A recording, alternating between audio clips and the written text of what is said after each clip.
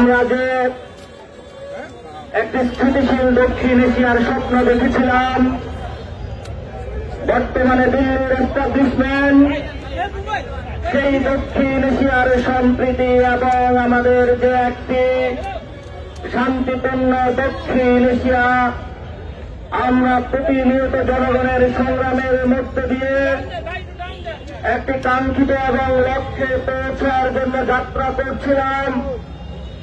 ঠিক সেই সময়ে হিন্দুত্ববাদী যে সংগঠনগুলো রয়েছে তারা দিল্লির মসনদ দখল করে দক্ষিণ এশিয়ার সম্প্রীতি এবং শান্তি প্রতিনিয়ত বিনষ্ট করে চলছে।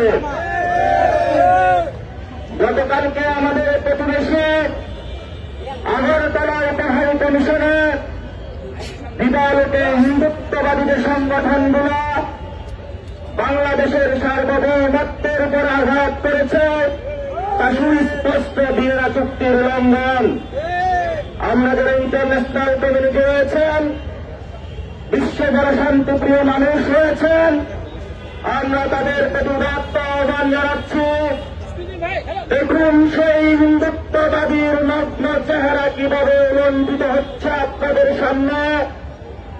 দেখুন সেই দিল্লির ফেসবাদী আগ্রাসন কিভাবে প্রতিবেশী রাষ্ট্রগুলোর উপরে দিন দিন প্রলম্বিত হচ্ছে। আমরা দক্ষিণ এশিয়ার যে রাষ্ট্রগুলো ভারতের আগ্রাসন এবং নিপীড়নের শিকার হচ্ছে, আমরা তাদেরকে আহ্বান জানাচ্ছি আপনারা ঐক্যবদ্ধ হন।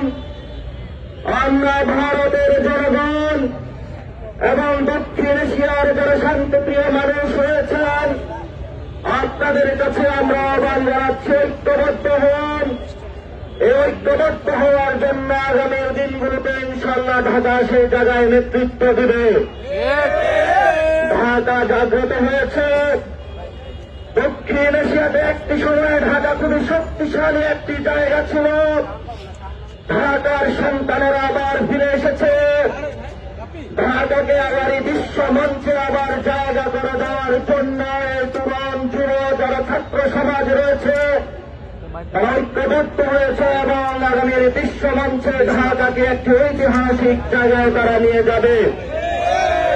এই ক্ষেত্রে হিন্দুত্ববাদী সংগঠন ফেসিবাদী যারা সেই দিল্লির এক্সটেনশন বাংলাদেশে বিরাজমান থেকে গত 15 বছরে গুম খুন এবং নির্যাতন চালিয়ে মানুষকে দমিয়ে রাখার চেষ্টা করেছে, আমরা তাদেরকে বিদায় করেছি এবং আগামীতে দক্ষিণ এশিয়ার যারা শান্তিপ্রিয় মানুষ রয়েছে সকল মানুষকে ঐক্যবদ্ধ করে দিল্লির সেই হিন্দুত্ববাদীর যে মসনদ রয়েছে সেটি আমরা ভেঙে চুরমার করে দিব।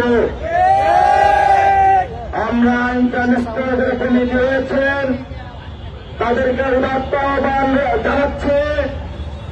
আপনারা দেখেছেন কিভাবে দিবালোকে বাংলাদেশের হাই কমিশনে যে রক্ত হামলা হয়েছে তা সুস্পষ্টতা ইন্টারন্যাশনাল যে আইন রয়েছে সেটার লঙ্ঘন। আপনারা যদি সেখানে ব্যবস্থা নিতে না পারেন, আন্তর্জাতিক যে মৌলরা রয়েছেন আগ্রাসনবাদী শক্তিকে যদি দমাতে না পারেন, বিশ্ব শান্তি শৃঙ্খলা সেখানে নষ্ট হবে। আমরা বিশ্ব শান্তি শৃঙ্খলা ফিরিয়ে আনার জন্য আমরা দেখেছি ইরাকের উপরে কিভাবে নগ্ন হামলা হয়েছে, সিরিয়ার উপরে কিভাবে নগ্ন হামলা হয়েছে। এখন তাদের চোখ পড়েছে দক্ষিণ এশিয়ার বে অফ বেঙ্গলের মধ্যে। আমরা এই যে পলিটিক্সের জায়গা থেকে দক্ষিণ এশিয়ার শান্তিপ্রিয় মানুষদেরকে ঐক্যবদ্ধভাবে আগামীর সকল ষড়যন্ত্র মোকাবিলা করার আহ্বান জানিয়ে এবং বিশ্ব মঞ্চে যারা শান্তিপ্রিয় মানুষ রয়েছেন তাদেরকে ঐক্যবদ্ধ হওয়ার আহ্বান জানাচ্ছি। আগামীতে বাংলাদেশ নিয়ে যদি কোন ষড়যন্ত্র হয়, বাংলাদেশের শান্তিপ্রিয় জনতা যারা রয়েছেন, ছাত্রবৃন্দ যারা রয়েছেন, আপনারা ঐক্যবদ্ধভাবে মাঠে থাকবেন। আমাদের লড়াই চলবে। সবাই সমস্যার বলে দিল্লি না ঢাকা।